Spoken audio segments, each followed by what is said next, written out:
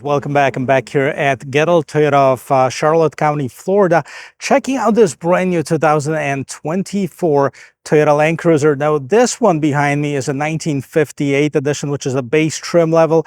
The name, of course, commemorates the first year that this Land Cruiser was introduced in the United States. And we're going to check it out. I'm going to take you on a complete tour of this vehicle, checking it out from the outside, inside engine, and a test drive. So if you like videos like this, don't forget to check out the rest of my channel, hit that like and subscribe button. Now let's get back to this. When you first take a look at this brand new Toyota Land Cruiser, you might think to yourself that it is much smaller than the outgoing generation. So the outgoing, meaning the one that was discontinued a couple years ago, the 200 series. And we've never really gotten a 300 series Land Cruiser. It is available in other parts of the world. And technically we have it as a Lexus LX 600, but this to me is more of a Land Cruiser Prado. However, as far as the size, it's only about an inch shorter than the previous generation. It is just as wide, and it is taller than the outgoing generation. It's looking pretty good too. Now, this is the 1958 edition, commemorating the year that Land Cruiser was introduced in the United States. But of course, that Land Cruiser, Toyota has been making them since the 40s, since the World War II. And now we have the round lights on this particular model. They're all LEDs. We have LED turn signals, and down here at the bottom, we have the LED fog lamps. You have some open spaces and this retro-styled grille to help with cooling in the engine. I like how this Toyota is spelled out. Toyota Sensing 3.0 is a standard, so all of the safety equipment is standard on this. All of the Land Cruiser, no matter which trim, are going to be powered up by the same engine. Well, let's pop the hood and see what it is.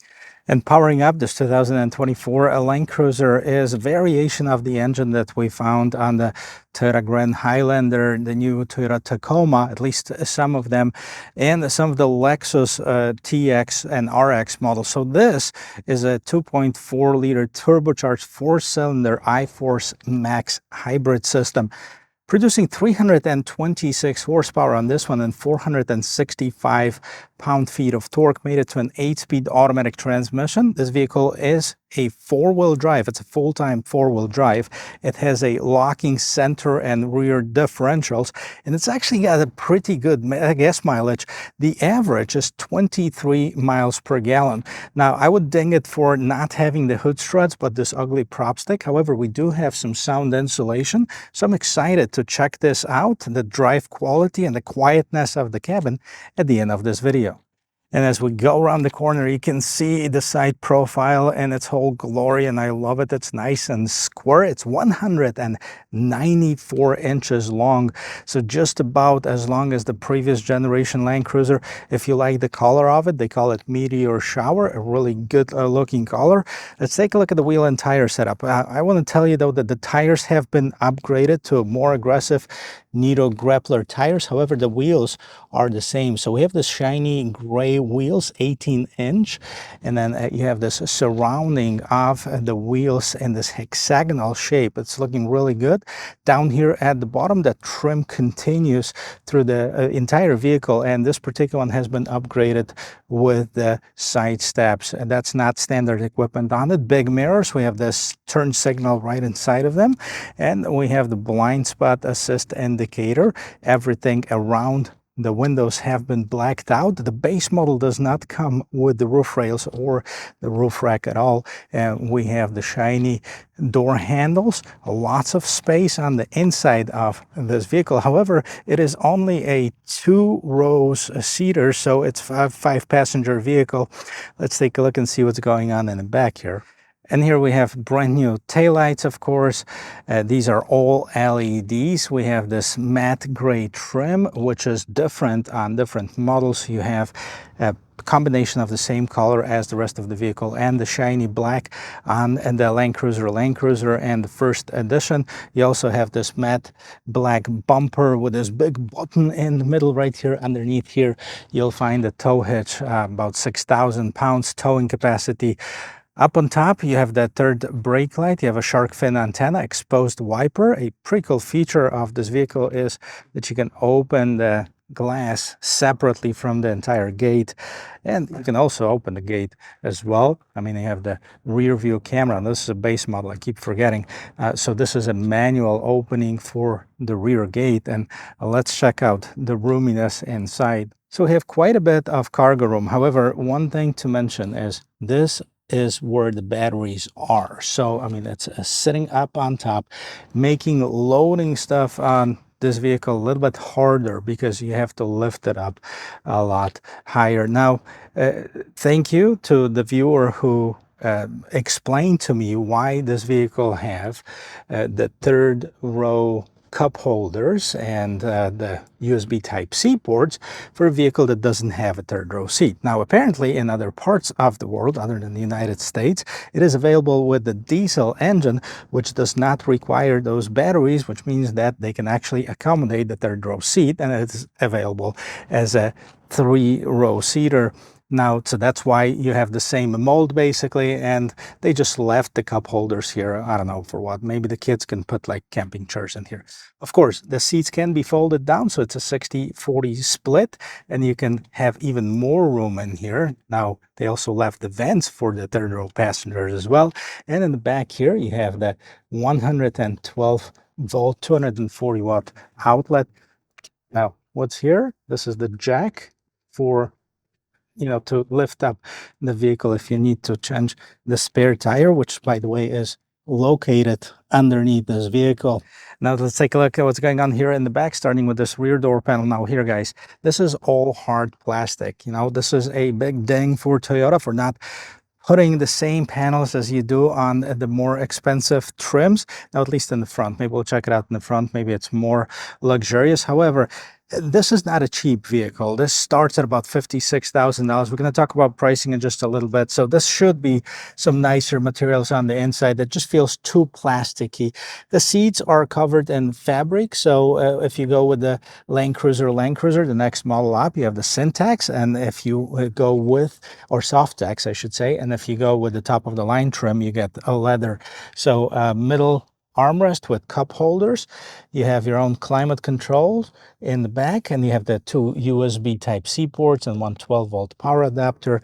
Quite a big bump in the middle, and the passenger seat have some seat back pockets as well as the driver's seat. Now we have some vents on top. So there's no vents on the console, but there are vents on the top right there. And let me jump inside, see how much room there is. Now, if there's somebody shorter, they can definitely grab on to this handle to help you get in. And because of the design of this vehicle, there's tons of headroom. Look at how much headroom I have. I'm almost 6 feet tall. I also have plenty of shoulder room, and believe it or not, tons of knee room as well. Let's check it out. And check it out, guys. This is how much room I have. About an inch and a half maybe. So definitely tons of room.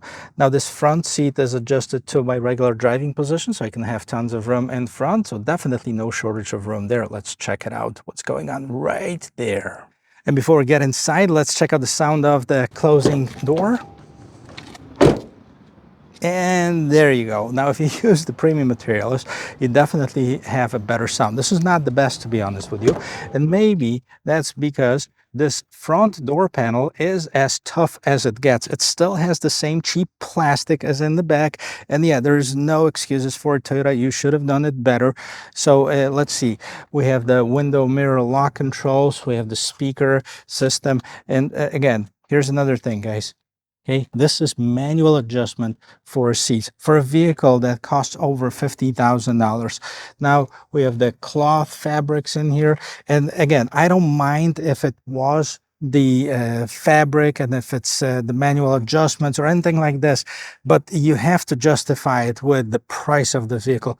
This is not the case with this one, but let's see what's going on. On the left hand side of the steering wheel, you have the light controls, you have the rear parking sensor, you have the dimmer, you can turn on that 120 volt outlet in the back, and you have the gas tank release. We have the trailer gain right here, and this is the release for your hood. Now the steering wheel tilt and telescoping manual adjustment. Let's see what else is going on there.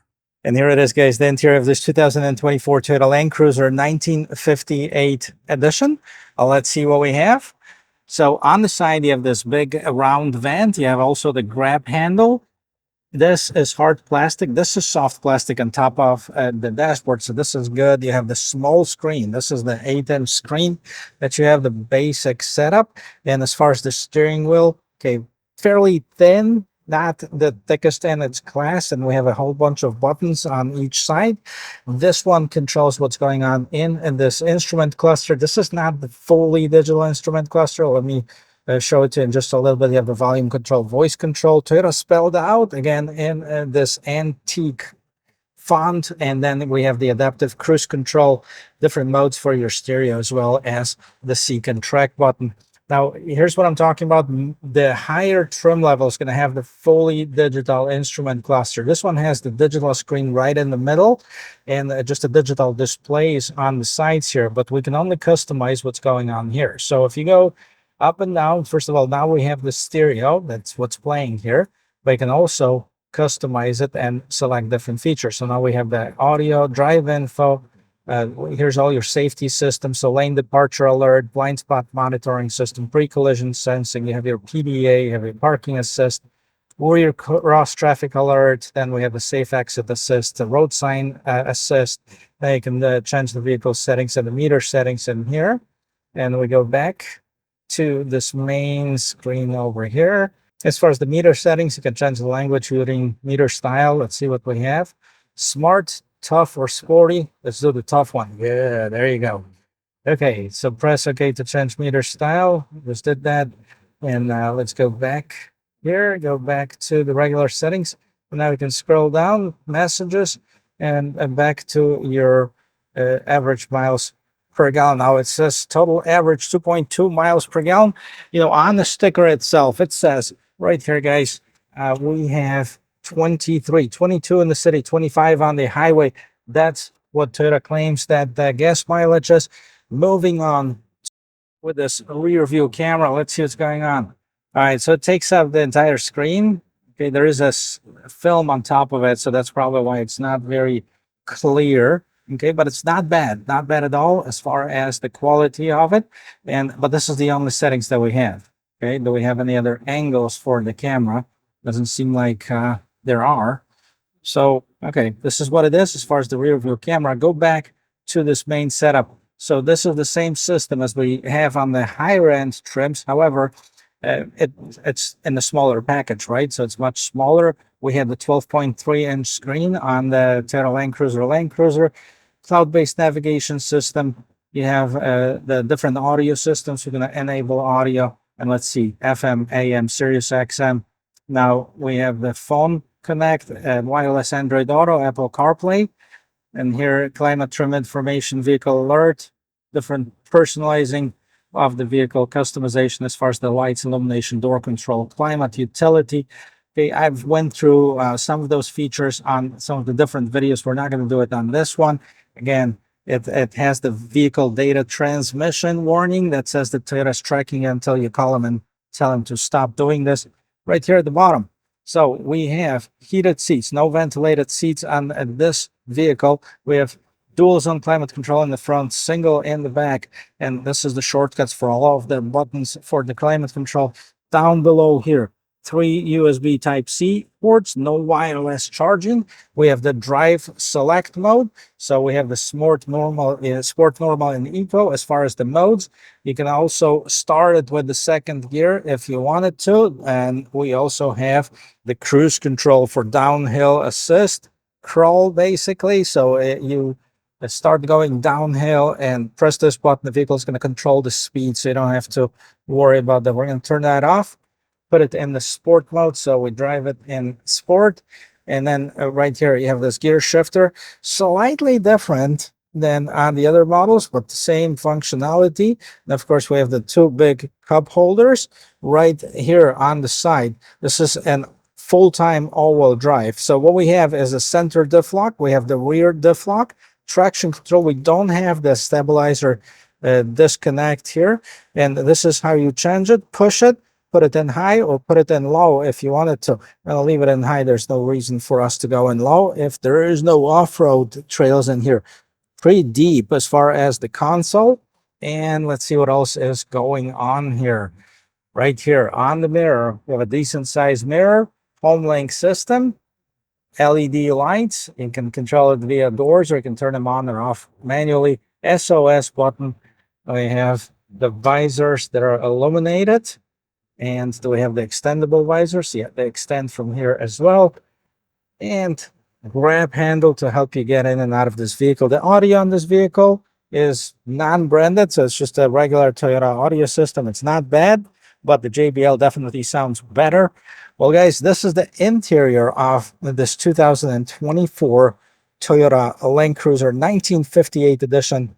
Let's talk about pricing. Take it for a spin. As far as the models, there are only 3 models for this model here in the 1958, which is this one being the base model, starting at 55,950.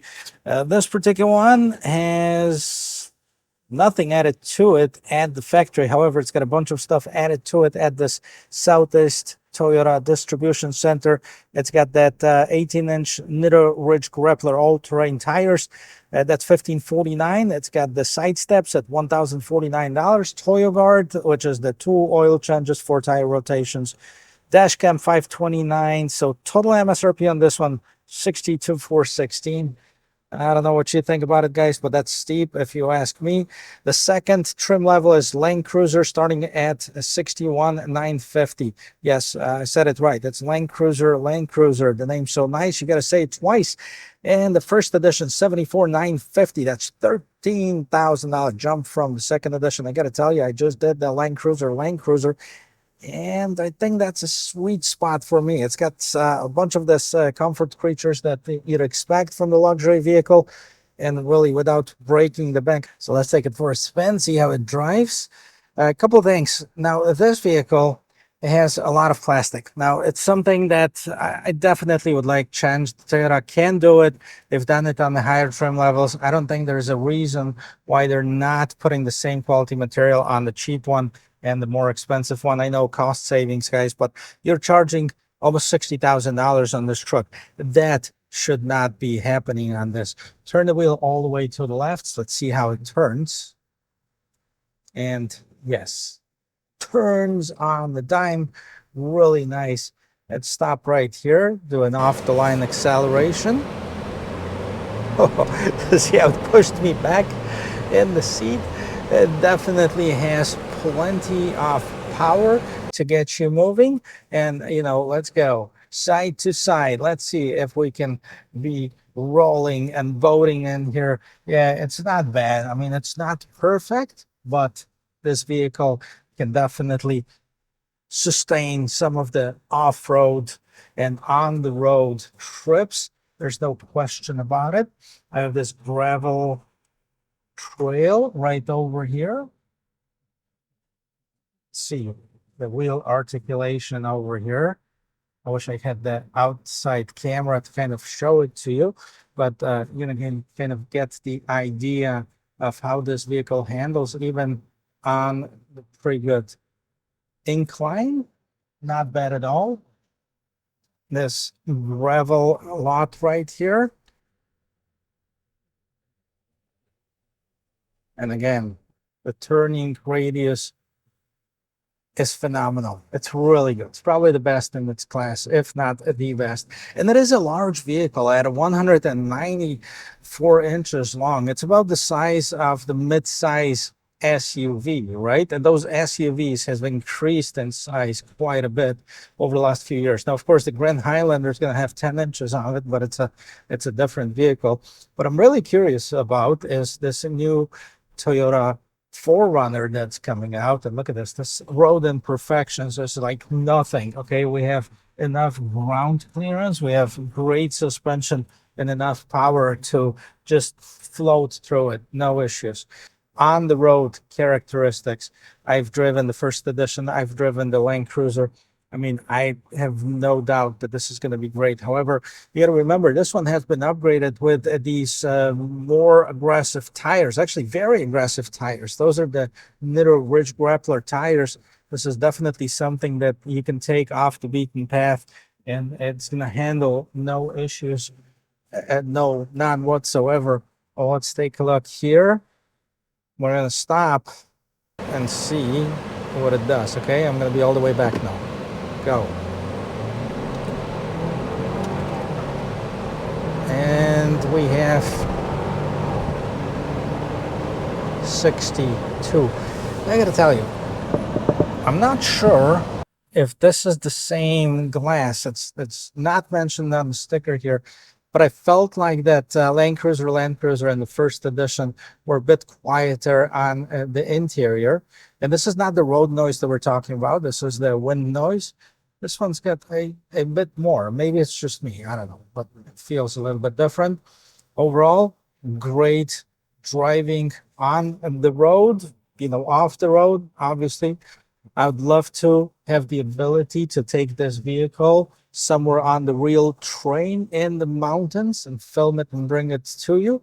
So Toyota, if you hear that, I know I've requested a couple of times to lend out vehicles, but you know, my channel is not big enough yet, which there's a plug, guys. Please help me grow this channel. Hit that like and subscribe button, because if I get more subscribers, as I get more views, it's going to give me access to some of the vehicles for the entire week where I can actually properly test it out, rather than you know, just having the vehicle for a couple hours and doing it on the dealer lot, which I really appreciate the dealerships allowing me to do that. But it's different, and you know what I'm saying. It's different to have the vehicle for a week, test it out in the real life conditions, than having it for an hour. So this is it, guys, 1958 edition. Let me know what you think about it. I know that this Land Cruiser is kind of love it or hate it, so be civil about your comments. I don't care if you like it or don't like it. It's not going to hurt my feelings. I don't sell them, I don't build them, and I don't work for Toyota. So here it is, guys. I hope you like this video. I hope you learned one or two things. And if you did, don't forget to check out the rest of my channel, hit that like and subscribe button. And I'll see you in my next video. Cheers.